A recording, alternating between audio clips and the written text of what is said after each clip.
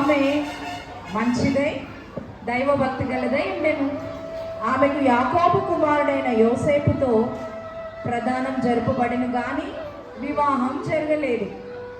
ఈమె మంచితనాన్ని కనిపెట్టిన దేవుడు దూతను మరియ దగ్గరికి పంపించారు.